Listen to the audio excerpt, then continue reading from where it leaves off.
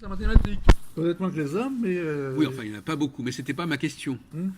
Cela dit, on peut peut-être dériver sur ces questions. Mais quelles sont les qualités... Non, merci, ça va, merci. Qu'est-ce qui fait que... quelles sont les qualités qui font qu'on va... Toi, tu étais assez bon en mathématiques, je suppose. Oui. Et pourquoi il y en avait d'autres qui étaient moins bons? Qu'est-ce qui faisait la différence? Voilà, je te laisse... Il y a deux choses Voilà. quand ça fait des maths. C'est la rigueur intellectuelle. La rigueur des démonstrations, je veux dire. Alors là, il faut être rigoureux dans les démonstrations, et si on ne l'est pas, ben, on se fait avoir. Et c'est enseigné par les profs de maths. Et ils savent vous expliquer que si à un moment on n'est pas rigoureux, on se fait avoir. Mais pour les gens d'un bon niveau en mathématiques. Pour les nuls, c'est pas un problème. Bon. Donc il y a la rigueur logique, il y a la logique et la rigueur logique. Et ça, c'est pour être bon en maths, il faut Non, ça. mais ça veut dire que les gens... Deuxième chose, Oui. il faut de l'imagination. Ah. Il faut imaginer des solutions. Tu as une solution, il faut imaginer la solution. Si tu n'as pas d'imagination, tu sèches. Oui. Mais pourtant, on ne peut pas dire pour autant que les gens qui ne sont pas bons en mathématiques n'ont pas d'imagination et ne sont pas rigoureux intellectuellement. Effectivement, mais... Parce que par exemple, là, tout à l'heure, j'ai fait une analyse au niveau des incohérences structurelles de la langue. Il y a une certaine exigence de cohérence. Oui, mais alors effectivement, je veux dire... Donc c'est un peu grossier comme mais c'est un début de réponse quand même. Alors moi, j'ai une autre réponse, moi. Oui. Vas-y, t'as ta réponse. Une autre réponse, c'est la capacité à utiliser les symboles. Effectivement, sans en abuser. Voilà. Non, mais cette capacité à mémoriser des symboles pour envoyer à un signifié donné. Oui, mais modérément et sans abuser. Oui, d'accord. Mais si tu n'as pas il faut avoir une mémoire particulière. Oui. Hein? Parce que constamment, on va dire, oui, ça, on va dire que ça s'appelle comme ça. Ça, on va dire que ça s'appelle comme ça. Là, on va dire que ça sera représenté comme ceci, comme cela, etc. Bon. Et ça, si tu n'es pas capable, pour quelque raison, d'accepter cette traduction symbolique de l'objet, ben, tu vas peiner en mathématiques. Effectivement, comme dirait Lacan, on est dans le symbolique. Quand on fait des maths, on est dans le symbolique. Voilà. C'est ça. Il faut être dans... C'est pour ça qu'il y a des gens... Sans être dans l'imaginaire ou dans le réel. Oui. C'est pour ça que je dis, mon cher René-Louis Renaud, je dis, c'est pas une question de rigueur. Parce qu'on peut très bien être très rigoureux sans être dans le symbolique. Oui, donc c'est une question de maîtrise du symbolique. Voilà. C'est ce que je voulais te faire dire, mais que tu n'as pas dit. Ah ben, je le dis. Oui, mais c'est trop tard parce que je l'ai dit avant toi. Ah ben non, c'était ça. Après l'heure, c'est plus l'heure, mon vieux. Oui, mais comme je sais tout ça, je veux dire, je coupe facilement les réponses. Oui, mais tu as donné des fausses réponses et qui étaient des réponses en plus qui étaient désobligeantes pour les gens qui ne sont pas dans les mathématiques. Alors, au lieu de dire, bon ben voilà, vous n'aimez pas utiliser ce genre de symbolisme. Voilà. Et donc, une fois de plus, toi, c'est moi qui ai le dernier mot. J'ai trouvé l'explication. Et effectivement, moi, ma difficulté, parce que moi, j'ai quand même pas mal de difficultés en mathématiques, c'est pas, je suis capable de faire des choses très, très rigoureuses, mais je n'aime pas les symbolismes.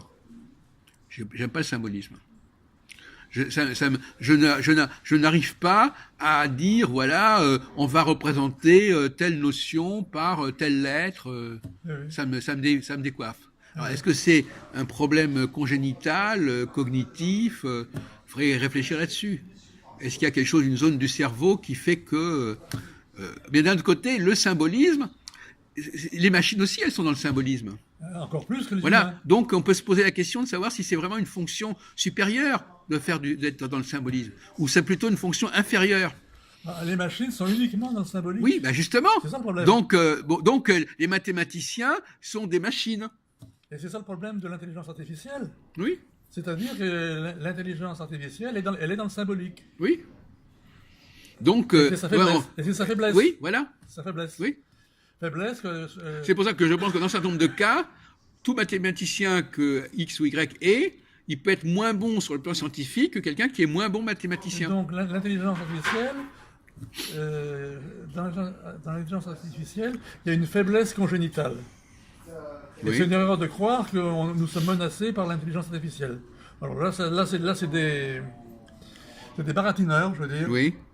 Même qu'ils aient pris le Nobel, je veux dire, c'est des baratineurs qui dans le meilleur des cas, c'est des canulars. Bon. Attention, avec les scientifiques, il peut y avoir des canulars. Oui, il peut y avoir des canulars. Oui. Mais s'ils y croient, c'est vraiment des mystifications. Attends, je ne comprends pas très bien ton argumentation là. Quelle est l'erreur? Quel est le canular? Non, l'erreur... Tu peux le développer plus fortement la thèse que tu combats. Quelle est la thèse que tu combats? L'erreur ou le canular, c'est de tout miser sur le symbolique. Oui. Voilà. C'est comme comment ça s'appelle, le papillon qui peut créer un cyclone. Oui. C'est un canular. L'effet papillon, oui. L'effet papillon, c'est typiquement un canular. Ah oui? Oui, il y a des gens qui y croient, je veux dire. Oui. Bon, d'accord. Bon. Non, mais ça, c'est une comparaison, mais ça ne résout pas le problème. Oui, oui. Voilà. C'est la mouche du coche, si tu veux. Autrefois, on disait la mouche du coche au lieu de l'effet papillon. Tu vois, c'est la mouche qui accompagne... Moi, je préfère l'expression mouche du coche parce que ça désigne la femme. Pourquoi la mouche du coche? Parce que la femme croit être utile à l'humanité, alors qu'en réalité, elle est tout à fait secondaire et ancillaire. C'est ça, l'effet papillon, c'est la même chose. C'est un papillon qui... Oui, c'est ça. Elle croit que parce qu'elle va avoir une petite action là, ça va jouer un rôle majeur. L'effet papillon, c'est Ou alors il y a la fameuse expression, on a toujours besoin d'un plus petit que soi. Oui. Donc l'effet papillon, c'est un papillon qui croit qu'il a créé le cyclone. Voilà. Et en fait, compte, ça ne tient pas, cet argument. Alors, il est quand même souvent utilisé. Si, alors ce qu'on appelle, alors si tu veux, l'effet papillon... On est dans le quantique, je ne sais pas. Non, l'effet papillon s'inscrit dans la théorie du chaos. Ah, quand même. Donc, un tourbillon, c'est un chaos. Les causes à chaos sont très nombreuses. Oui. Et pourquoi pas ce papillon qui... D'accord. Voilà. Donc, les mathématiciens, ils sont capables de démonter le truc. Oui. Oui, moi j'ai un problème avec les mathématiques. Et pourtant, j'ai fait un bouquin en 83 qui s'appelle Les mathématiques divinatoires, parce que moi, je suis très calé pour reconstruire les systèmes, pour les reconstituer. Et donc, finalement, quand tu me donnes un système où il y a des erreurs, je corrige les erreurs. Bon, il faut quand même le faire, ça. J'ai fait tout un bouquin chez Très Daniel, il y a donc maintenant 35 ans, où je prends toute une série de systèmes et je montre chaque fois qu'il y a un truc qui a déconné. Il y en a un autre dans le même genre qui a écrit La tricherie sacrée. Oui. C'est Jodorowsky.